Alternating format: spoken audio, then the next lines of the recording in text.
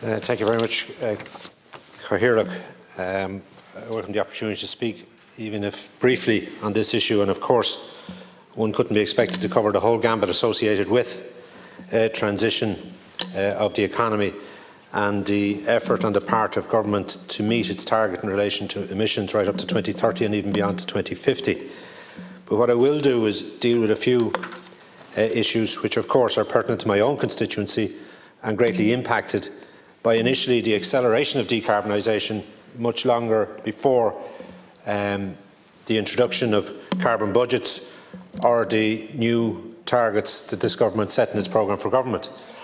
But the cessation of extraction of peat from a commercial and industrial basis by Bord na Móna and, of course, the closure of power plants was 8 to 10 years ahead of plan.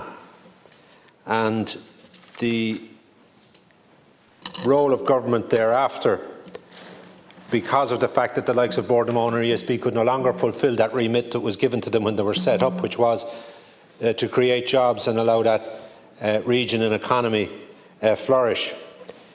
That remit is now back with government. And in its response, government, together with the EU, for example, have created a 170 million Just Transition Fund for the Midlands, predominantly Offaly, who was most impacted by that acceleration over the last number of years. I welcome the fact that, as I said, the National Development Plan has matched the EU funding. I welcome the fact that the Midlands East Regional Authority is the administrative body that will administer that fund and deliver it.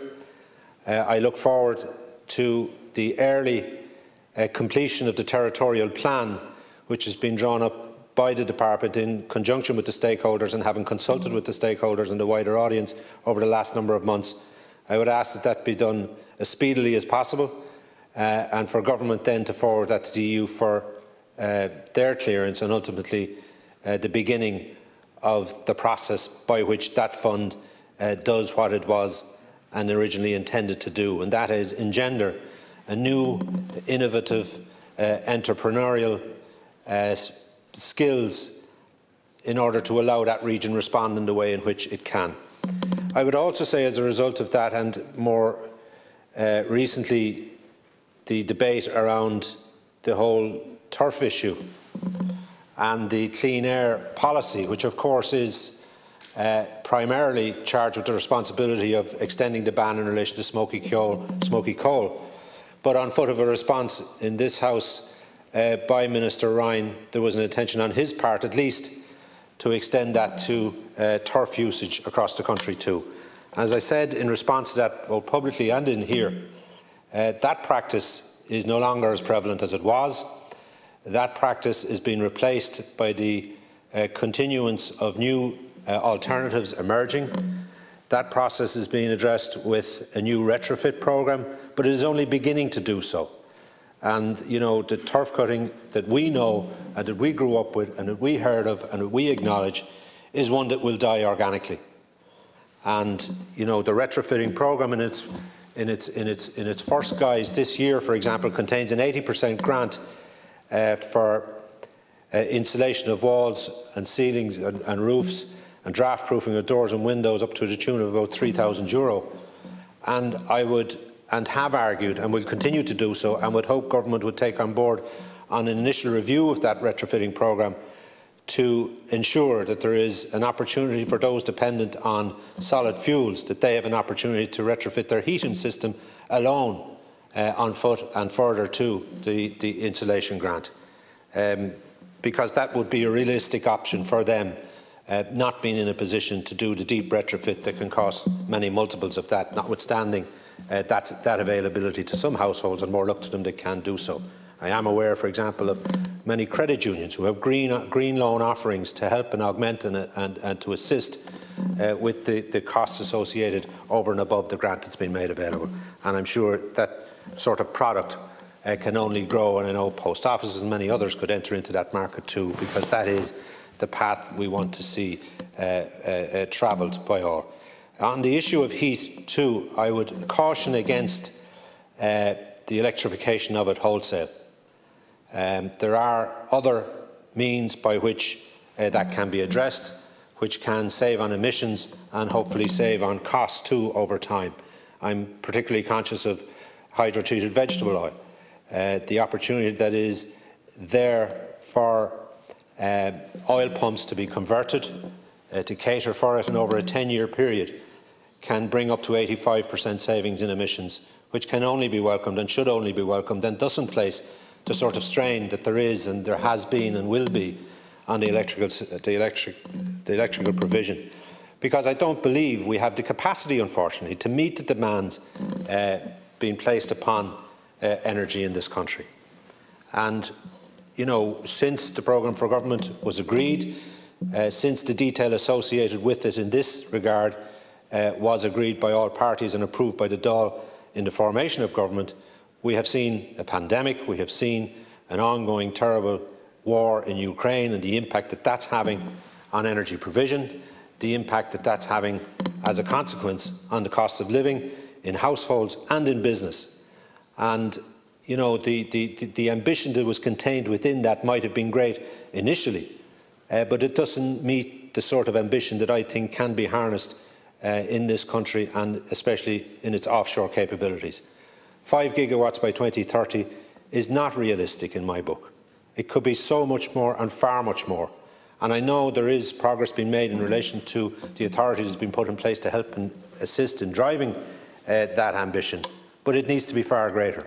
And I'm conscious, for example, of the likes of the Docklands Authority and the work that it did in order to ensure that that area was developed, and the International Financial Services Centre did materialise, and did materialise a lot quicker than would have been the case had it not been put in place. It might have went sour near the end, I know, but of course lessons have to be learned from that regard. And it's that type of authority, that type of drive, that type of leadership and ambition that needs to be in place to drive the potential that we have offshore.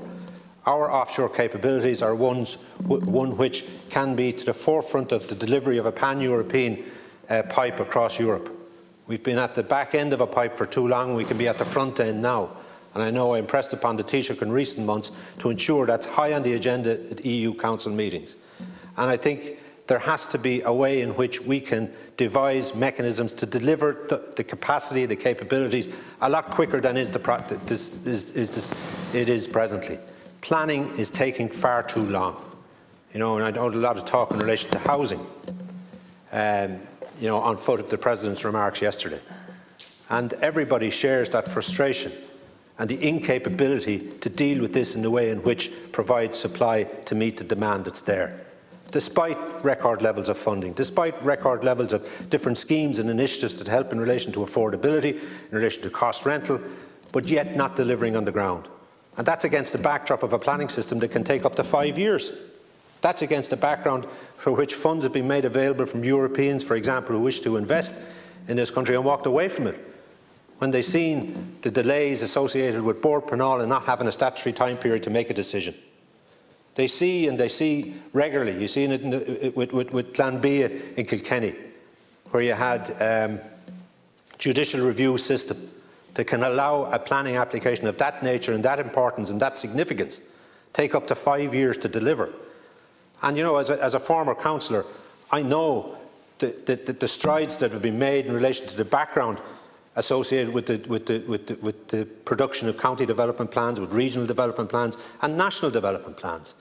And all those are done in a way in which is compatible with national and regional guidelines in relation to density, in relation to capacity, in relation to height, in relation to design and so forth. Never was that the case back at the time when our planning laws were being flaunted and were being disregarded.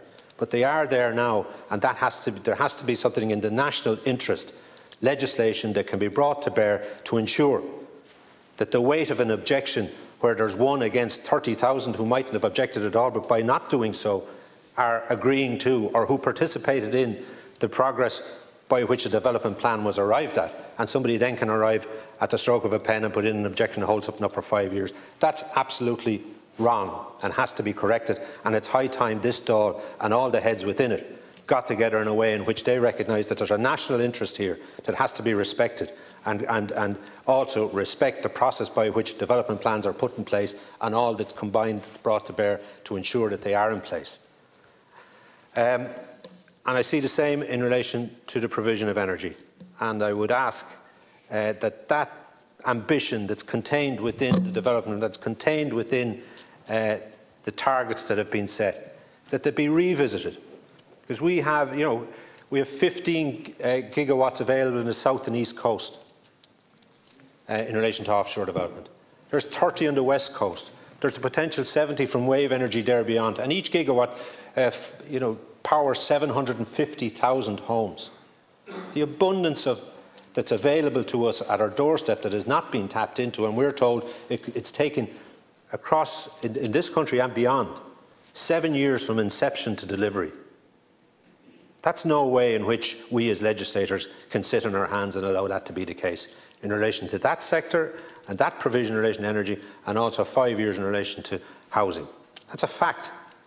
And the weight of the Planning and Development Act, we are told, is being amended, and that government will bring forward proposals to amend it in the autumn. And I look forward to that. But I think it's time we were a bit more prescriptive about what we want amended, rather than allowing the Attorney General to give his opinion and bring forward his proposals and his ideas. That government and members of this Dáil need to be prescriptive about. They tell him what they expect him to do in order that they then respect the views, the opinions and the wishes of the electors. Thank you very much.